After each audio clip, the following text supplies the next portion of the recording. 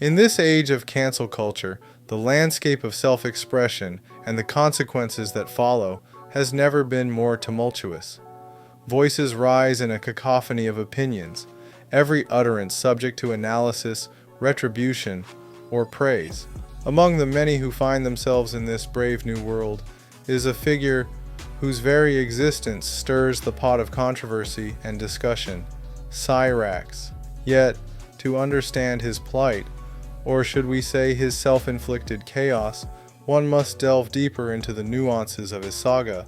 Cyraxx, a name that has resonated through countless social media threads, meme compilations, and online forums, stands as a symbol of the pitfalls of the digital age. His narrative is peppered with moments of stark stupidity, unyielding defiance, and unfortunate hilarity. It is a tale not just of a man, but of the absurdities of modern existence and the relentless nature of online trolling, amplified by the culture of ongoing public scrutiny, the cancel culture conundrum. Someone say this, and I don't care who likes it and who doesn't like it.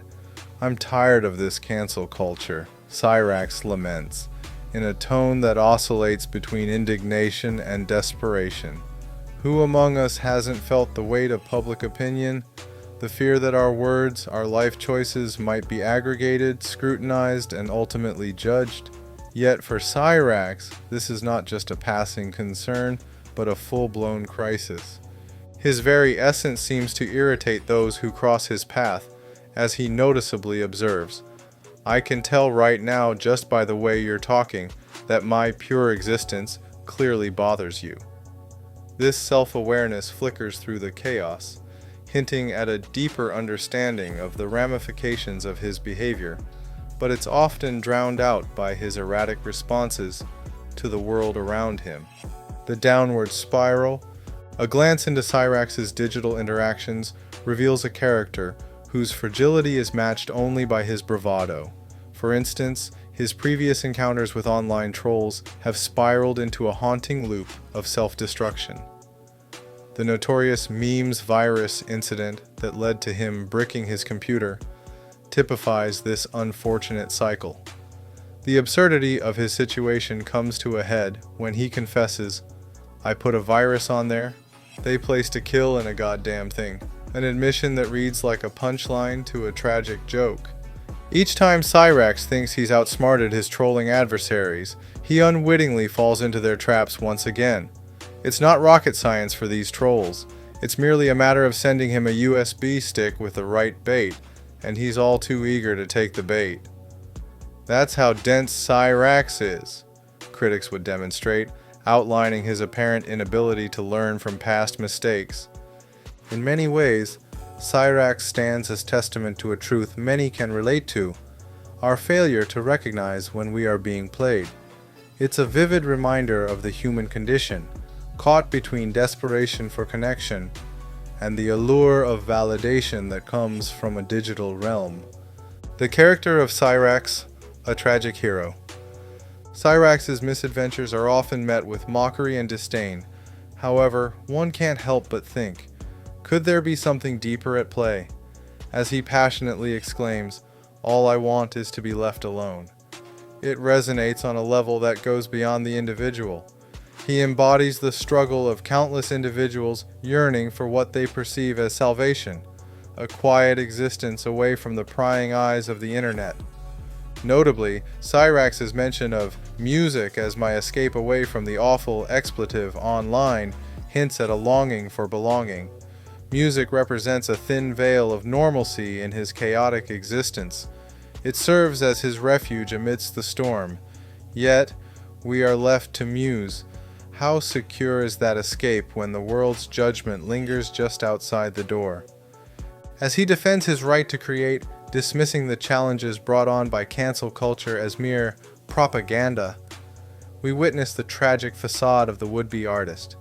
He vehemently declares, "You guys support trolls, which are basically demons in human form," redirecting his disdain toward those who perpetuate his suffering rather than confronting his own demons. Here lies the paradox of Cyraxx. The very things he rebels against are linked to his struggles to embrace narratives beyond his own, the farcical fallout of his digital missteps.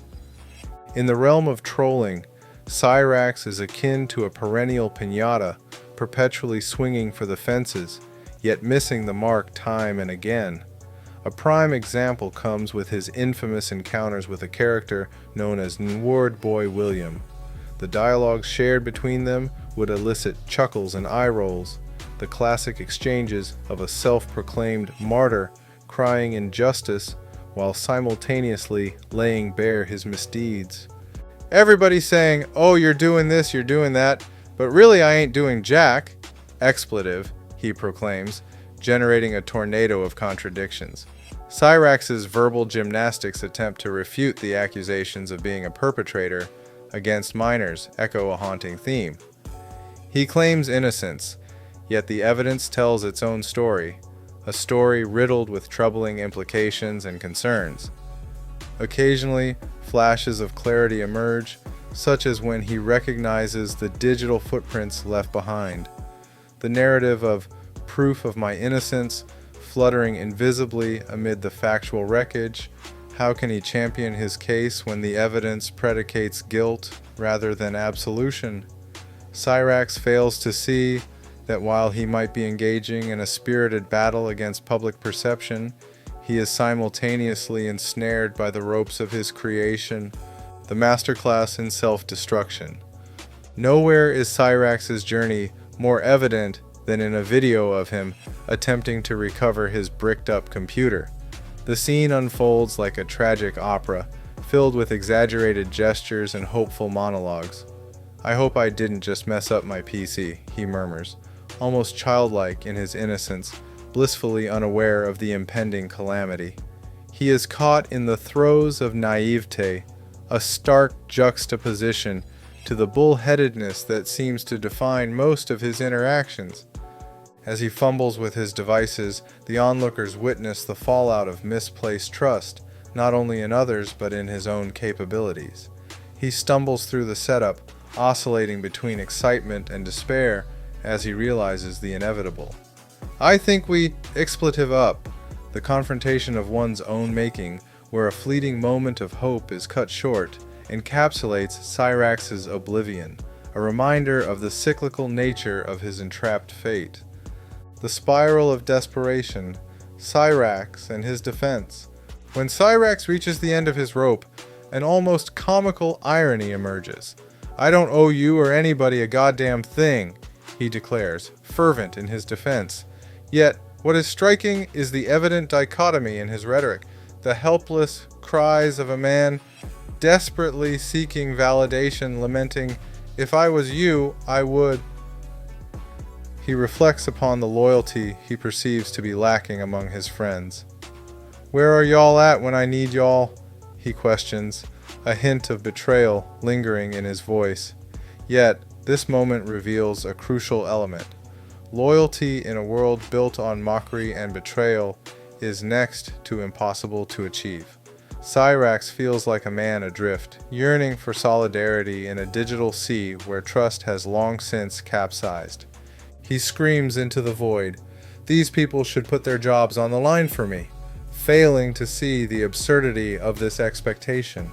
No reasonable person would sacrifice their livelihood solely to defend another's dubious online reputation. Yet, here he stands, a tragic figure, unaware that despite the overwhelming odds against him, the true demons to confront are those of his own making. Conclusion: the Cyraxx paradox. It is easy to mock and deride Cyraxx, yet the deeper understanding of his story shines a light on the fragility of existence in the age of cancel culture. Cyraxx represents a convergence of absurdity and tragedy, a narrative that beckons empathy even amidst the laughter that his missteps elicit. As he dons his mask and confesses music as his only solace, the audience grapples with the underlying question: is he a villain in a comedic tragedy, or just a man desperately crying out amidst the chaos of modern life? Undoubtedly, the saga of Cyraxx embodies lessons of self-awareness, personal accountability, and the complex realities of human nature, inviting all of us to consider the narratives we craft and the stories we tell in today's noisy, volatile world. In the end, is it Cyraxx we should be laughing at? Or is his tragedy a mirror reflecting the absurdities of our existence? The answer remains, much like Cyraxx himself, compellingly complex. If you find yourself enmeshed in this tale, I invite you to explore the deeper questions of humanity, identity, and the wild web that binds us all together in the digital age.